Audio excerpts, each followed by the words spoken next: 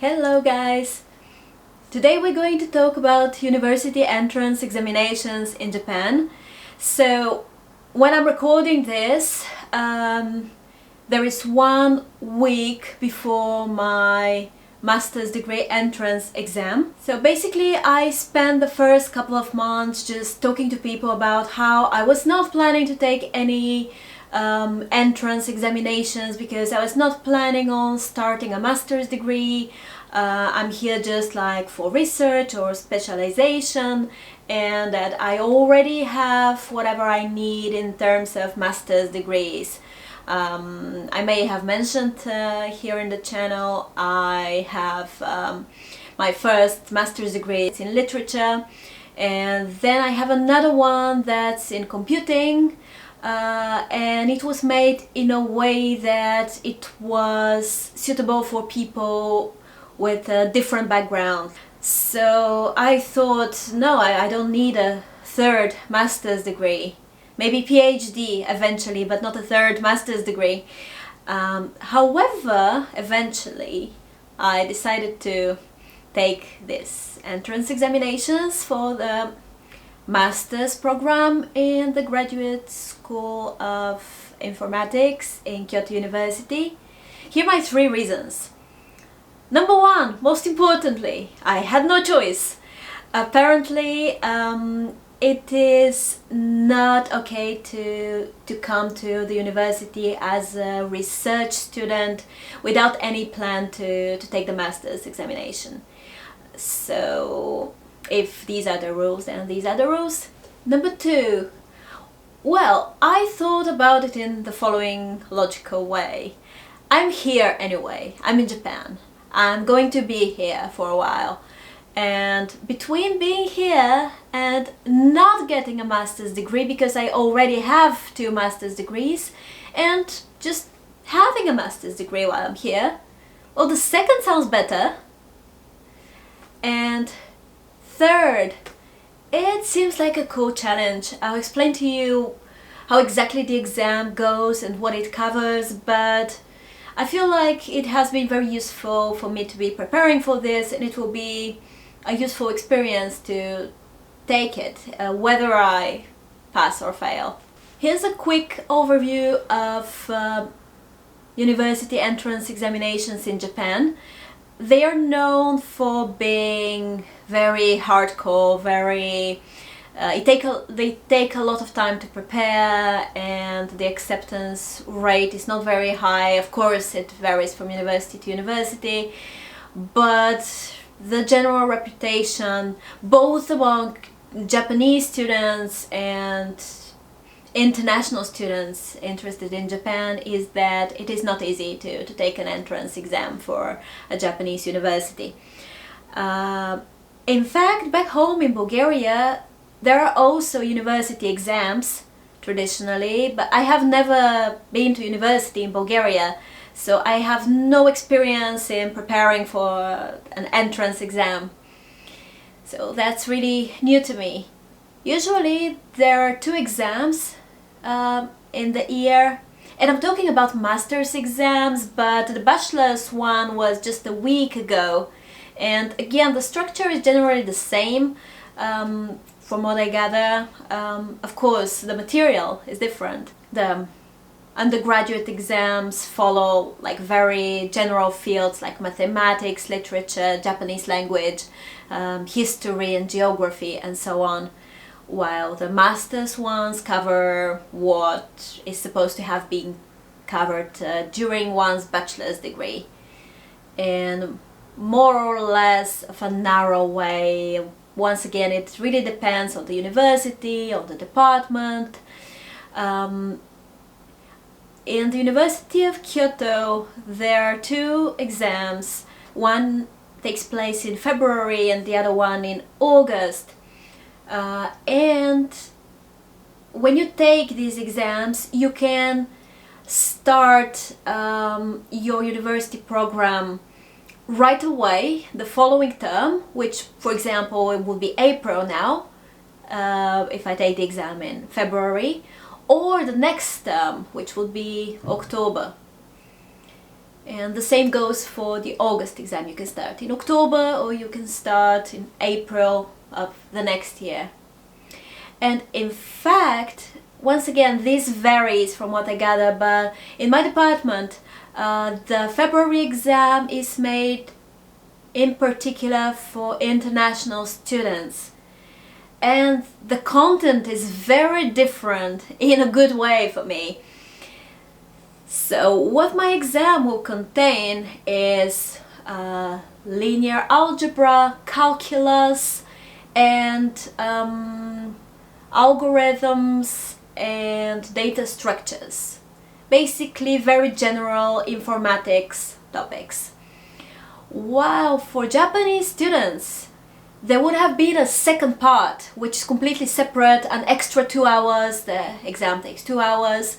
So it would have been an extra 2 hours where you can pick 2 out of 6 subject areas, way more narrow subject areas, such as cognitive psychology or machine learning and pattern recognition or statistics. And in fact, funnily, I did not realize at first that I was not going to be tested on these subjects, so I started reading these really big books. Well, I'm showing them like that, but they were PDF files, around 1,500 pages each. So when I realized I was not going to be tested on all that, my first reaction was, but I've been reading! But my second was, okay, it's better to just focus on what I know will be there. Anyway, I don't have that much time. I started preparing around a month ago. Prior to the exam, there is an administrative stage where you have to supply a number of documents. Actually, the documents are so similar to the MEXT ones, so I really didn't spend much time on this. So you have to submit university transcripts, pretty free text, motivation letter about your potential research at the university, and an English exam result. Actually, I'm really hopeful about the influence of my English exam result, because from what I gather, the weight of this exam is very high. I think it's almost as high as the weight of the actual university exam. Maybe I'm exaggerating, maybe it was not as high, but it was really pretty high. And my IELTS result is 8.5. I've made a video about that, which is a C2, which I really hope can bring my grade up if it's a thing. There are 2 official stages of selection. The one is just based on the documents, so I've already passed this one, and I assume that most people pass this first stage. And then there is the exam, which is really obviously the main thing. And then there is possibly an oral exam the next day, and you're not going to know until like half an hour before the start of the oral exam whether you'll be taking it or not. So I'm not sure what it is based on. Would they have had the time to check your exam already? I don't know, in one day. Doesn't sound realistic.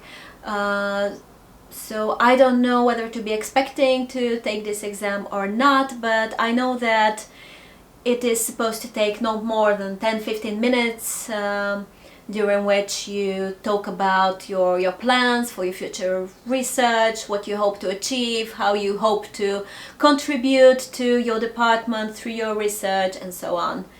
I would kind of enjoy that, so I hope I reach the oral exam. If it's a good sign, I don't even know if it's a good sign when you reach it, or some kind of, second chance to maybe fix some problems with the written exam. So I received this, wait, I'll show it here.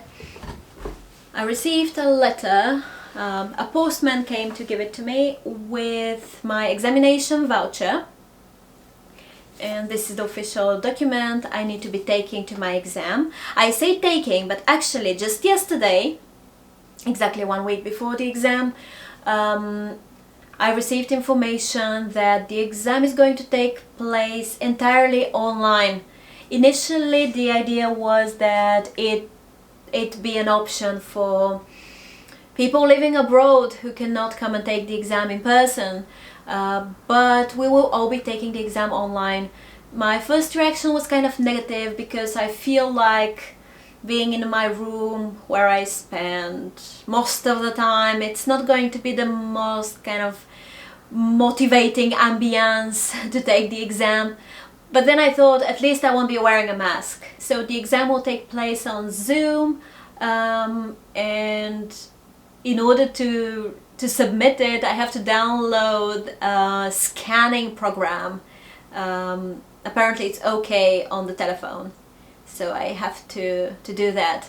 And then optionally you can record yourself on camera for 2 hours and a half, though they say the camera should be able to run for 2 hours and a half. So I thought that would be fun for the channel, but first of all, I don't think my camera can take it 2 hours and a half. The battery is not gonna last, and even if it did, I don't know if I would have had the right to post this on YouTube, and I'd rather stay out of trouble. So yes, this will be the simpler version of the exam, much simpler. It's literally half the material compared to what Japanese nationals are tested on. Of course, the reason not being that non-Japanese students are less intelligent, but it's just that we have a different background and we have not necessarily covered the same material.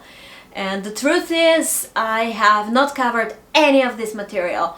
So in terms of mathematics, I have done a little bit of calculus at the end of high school, and I've always been good at math, but since then I haven't done anything linked to math. And even when I was doing my computing degree, we haven't really done all these basic algorithms things. The thing about British education, because I've done my studies in Britain, you can really focus on whatever interests you personally. There is less of a common general background that you need to have, which is something I kind of like, but now I'll see if I'll manage to prepare in the time that I have.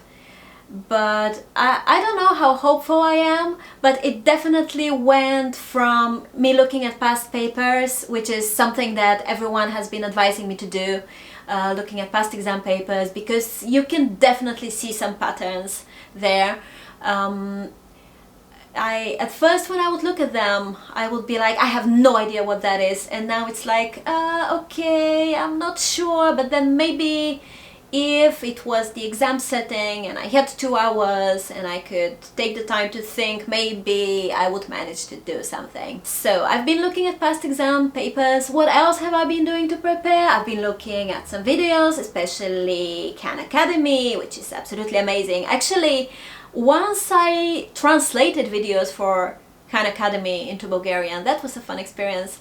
It was kind of the beginning of, no, I don't know when the beginning of Khan Academy was, but it was back maybe in 2011, and it was lots of fun. It was a new thing, it felt like a new thing back then. And I have been reading a big book called Introduction to Algorithms, but I've kind of stopped being used to the book format, so every now and then I will just stop and look at videos on a particular topic and then go back.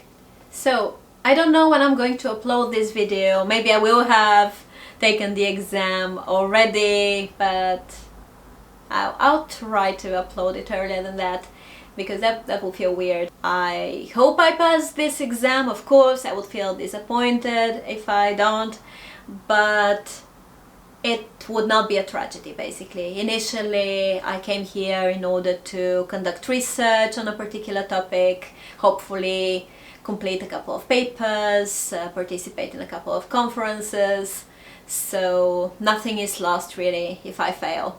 But I would feel a little bit bad. So I'll tell you how it goes. If you have any questions about exams in Japanese universities, feel free to ask in the comments. I may know the answer. Thanks for watching and see you next time. Bye bye!